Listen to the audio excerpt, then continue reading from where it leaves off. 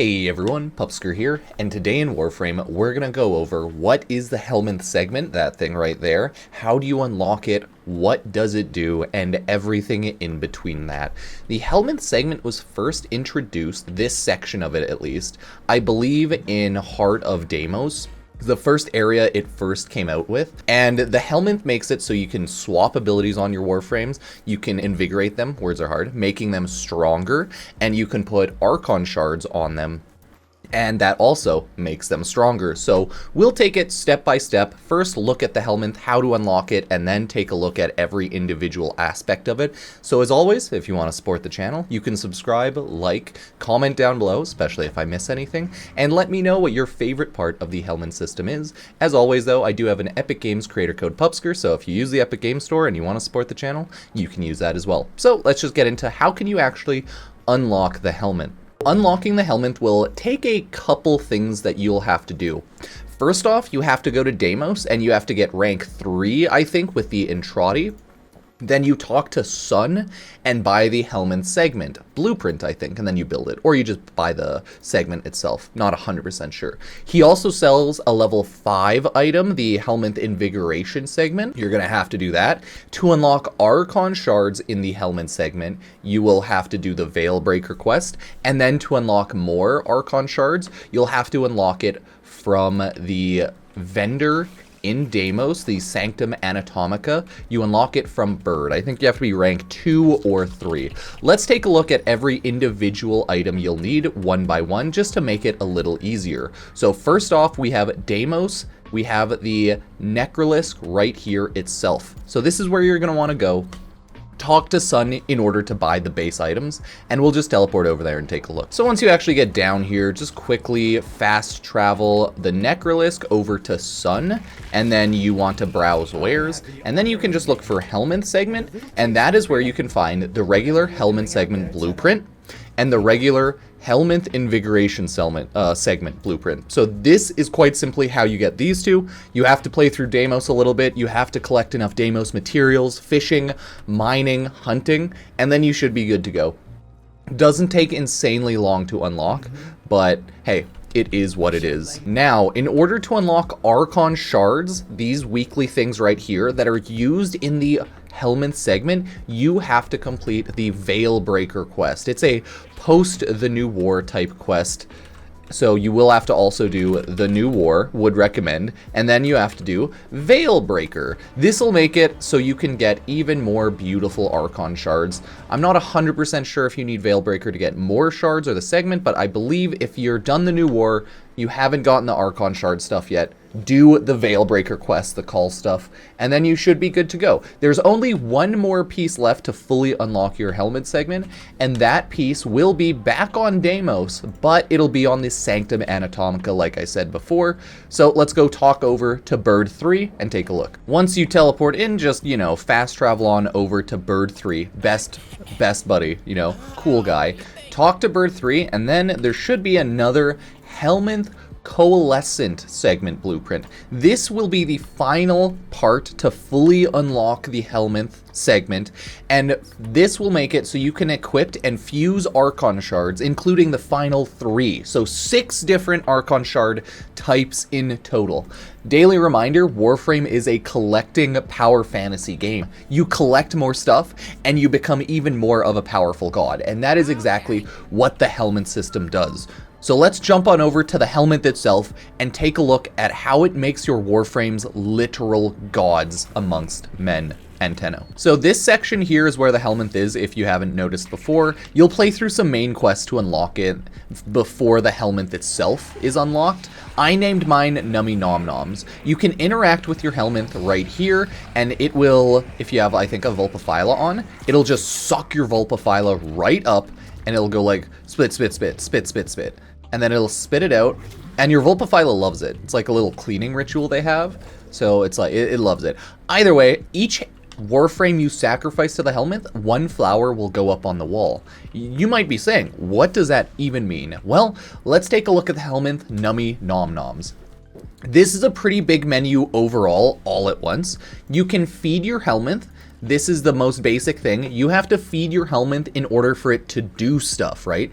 If you want to use the Helminth, you feed it. It's pretty simple, though. There are just a bunch of resources that all of the Helminth will eat. So you click through oxides, calcs, biotics, synthetics, pheromones, and bile. I like that I said pheromones weird, don't worry about it. So I look through all of those, and then it just has different resources. You click these in, you feed it to your Helminth, he goes num num num num, right? I click over here, oh, my Helminth needs some food, give it some neurodes, give it some plastids, give it some pulsating turbiles. Anyways, yeah, so you just feed your Helminth in order for it to do stuff. Pretty normal stuff there, I would say.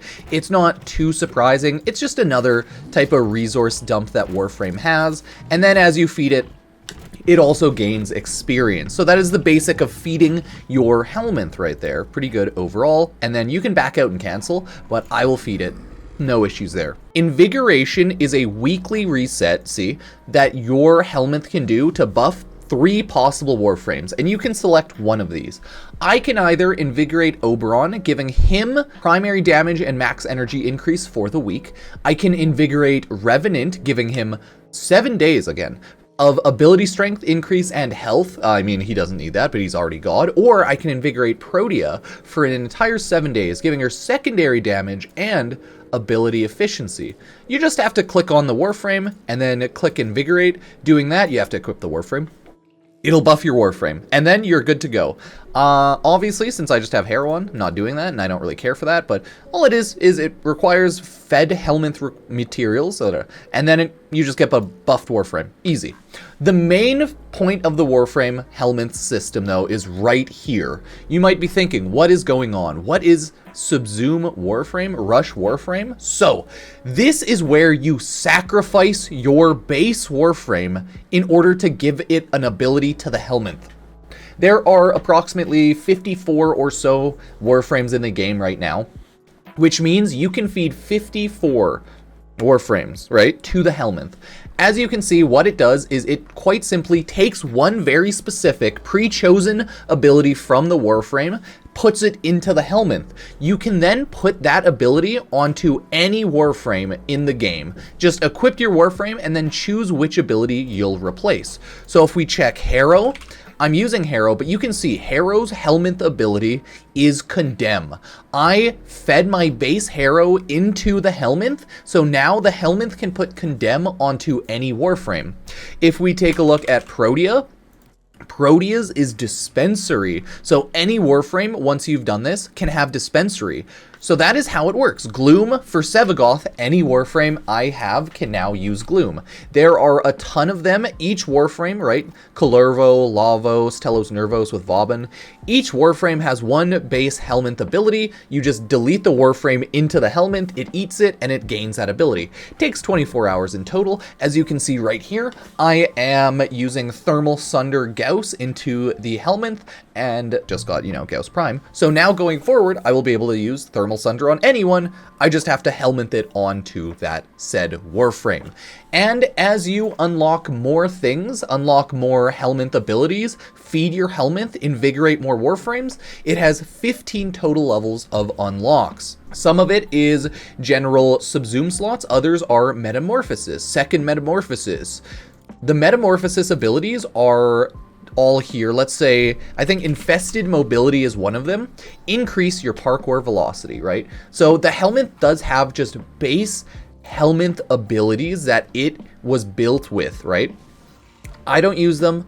Some might use them, but I personally don't use them, right? We have Hideous Resistance, Golden Instinct. There's a lot right here that are the Helminth base ones, so you don't have to use those. As you can see, there are 68 total to unlock abilities right now for me through the Helminth. That is the 54 Warframes plus all of the Helminth Invigoration ones, or I guess Inherent Metamorphosis. Either way, if we quick looking through here, we can see the Metamorphosis unlocks for the Helminth just unlock more slots for you to feed more Warframes to the Helminth, and it unlocks more Metamorphosis abilities for the Helminth, right? Here we have Perspicity, I probably said that wrong, Energized Munitions, Marked for Death, Sentient Appetite. Oh, it increases its appetite no longer. Awesome. Expedite Suffering, Unbound Subsume, Unlimited Warframe Subsume slots. Yeah, I should say it's called subsuming the Warframe, feeding it to the Helminth. There are words that make sense, but I forget them half the time, and everyone knows what it means when you say feeding the Helminth. If I take a look, we have more abilities, more abilities. The final metamorphosis is Golden Instinct. Before that, Sickening Pulse, Voracious Metastasis. Okay. So that is the entirety of the abilities that the Helminth grants. But the final stage is, and you can also like config swap, by the way, between all of your Helminth stuff. The final thing is the Archon Shards for the Helminth. These are Archon Shards in Warframe, and we'll go over fusing them after. Quite simply, you click on the slots, each Warframe has five, and you can equip an Archon Shard, which is essentially just a big boost of stats. We have Crimson, we have Amber, we have Topaz, Azure, we have Emerald, and we have Violet. So Crimson, Amber, Azure, Emerald, Topaz, Violet. In order to get the Emerald, the Topaz, and the Violet Archon Shards, you need to fuse 2 shards together because, you know, blue and yellow, you know, red and yellow, they make colors, and these are what those are for. So, step 1 is building the base Archon Shards and farming the base Archon Shards. These can be farmed through those Archon hunts we showed off before, as well as the weekly call mission calls run through after you run Veilbreaker. You'll know what all of that is once you've unlocked it, but I'll quickly show you. You need to land your ship in order to farm the weekly call mission. You need to land your ship on Earth Iron Wake, because a lot of people ask, how do I get this? You need to complete the new war, finish off Veilbreaker, and then plant your ship on Earth Iron Wake. Every week, talk to Call over in your ship, run the mission, and collect all of the credits you possibly can. After that, talk to Chipper, browse wares, and you can buy a weekly Archon Shard right here. I don't like doing this, and a lot of people don't like doing it, but I would recommend doing it to get at least one of everything and all of the Archon mods right there. It is a standing that levels up once every time you run it. So just run this like 5 times, then you'll be max level, and you can buy everything that is in that shop right there. So that's one way on how to get Archon Shards, 1 a week, and this is the other way to get Archon Shards once a week, which is the Archon I showed you before. If you've unlocked Deimos, if you've unlocked the Sanctum Anatomica, you can run 5 Netracell missions a week, and those have a drop chance at dropping the Archon Shards. So that is every way in the game that you can get Archon Shards. Let's quickly go over each Archon Shard to look over which is the strongest, weakest, etc. There are Tau-Forged Archon Shards, by the way, which are a 50% bonus of the base Archon Shard. It's just a lower chance, harder to get Archon Shard, and it's stronger, so makes sense. We have the Crimson, we'll just look at base, Crimson Archon Shards. It'll give you melee, primary, secondary, critical chance, or ability strength, ability duration. Sorry, it'll give you melee critical damage, or it'll give you primary. So this one's just really good damage, really good overall. Crimson is everyone's favorite out of just default, without a doubt. The next one is Amber. Maximum energy filled on spawn, niche but useful. Effectiveness on health orbs, niche but useful, but not for a lot of people. Effectiveness on energy orbs, actually not bad, not the best, but not bad. Casting speed, probably the most useful by default from a lot of people. And then parkour velocity, fun but not really that useful. Judge it how you will. You have the Azure Archon Shard, the defensive shard, plus 150 health, plus 150 shield, plus 50 energy max, plus 150 armor, and 5 health regeneration a second. Armor is really nice because now that's a better source of armor. It's good because energy max is nice too. You don't have to throw in flow or primed flow. Maybe just an Azure Archon Shard or one Tau-Forged Azure Archon Shard. Shield capacity and health are probably the least useful, but can still be used depending on what build you're going. And health regeneration a second, while it might be okay for some, I'd probably skip it on most because 5 health regeneration a second is just not quite enough. So those are the base Archon Shards right there. I haven't built any of the non-base Archon Shards, but we'll go look at those right now through Coalescent Fusion. This is where you can take a look at all of the Archon Shards. If we put a red and a yellow, we get Topaz. This is gain health per enemy killed with blast. Okay, not bad. Regenerate, because it's more health than the blue Archon Shard by far. Regenerate shield when you inflict enemy with blast. Okay. Increase secondary critical chance, 1% every time you kill an enemy affected by heat, up to a max of 50%. Really awesome if you're using heat. Gain 10% ability damage on enemies affected by radiation status. Really good if you're doing a radiation warframe like Corvex. So that is Topaz, not too bad there. For Emerald, we have Toxic status effects deal 30% more damage. Insane for warframes like Saren or maybe any weapons that you equipped on that warframe. Because it says status effect, it doesn't necessarily specify ability status, so Toxin is just stronger. Sweet. Recover 2 health each time enemies are damaged by a toxin status effect. Nice if you want that. Okay, gain 10% ability damage on enemies affected by corrosion status, and this is why a lot of people say, oh, Hydroid loves it now. And increase max stacks of corrosion status by 2. Definitely usable on a wide variety of warframes that use a little bit of corrosion toxin here and there. I would say most likely, you could throw it on Lavos like with anything, but a lot of people just throw out Saren, because Saren is great, and a new Hydroid, because Hydroid rework made him a lot more usable. So that is the Emerald Archon Shard, and last but not least is the Violet Archon Shard. A lot of these were broken on release, but they've been since primarily fixed up. So, gain 10% ability damage on enemies affected by electricity status. Not bad, not bad. Volko Burr. Gain 30% primary electricity damage. Gain additional 10% per Crimson, Azure, or Violet Archon Shard equipped. So just electricity go Burr. Gain 25% melee damage when energy is maxed over.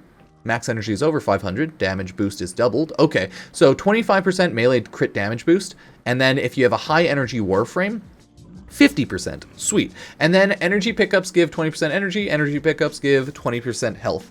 So it's like a low tier equilibrium, right? That's the nice thing about a lot of these Archon shards. They're like an already pre-existing mod, not quite as strong, but it saves you a mod slot, and you don't necessarily need that mod to be as strong as it is in the first place, right? Because you can throw down you can equip 5 Crimson Archon Shards, that's 50% ability strength. You can equip 5 Tau Forged Crimson Archon Shards, and that's 75% ability strength. So just think of it like this. These are essentially just another variation to modding in the game. It takes a lot of time to unlock it, but I mean, they'll make your Warframes a quite literal god amongst frames. So that is everything you need to know about the Helminth system. Hopefully that helps, and if you need anything else, ask people in the comments, and if you have any questions, again, go to the comments. I'll maybe answer some. I answer things here and there when I see it, but I get hundreds of YouTube comments constantly, so it's kind of hard to answer everything, because YouTube go burr, right? So hope this helped. The Helminth is a great thing to unlock for huge boosts, so I hope you all get on it, and when you do, make sure to let me know. Thank you all for watching, subbing, liking, using Epic Games creator code Pupsker, or just checking out any of the socials in the description below. It's always good making Helminth videos, especially with all the recent updates, so I wanted to make a total guide over it yet again. So I hope it did help, and if it did, I hope I will see you next time. Cheers!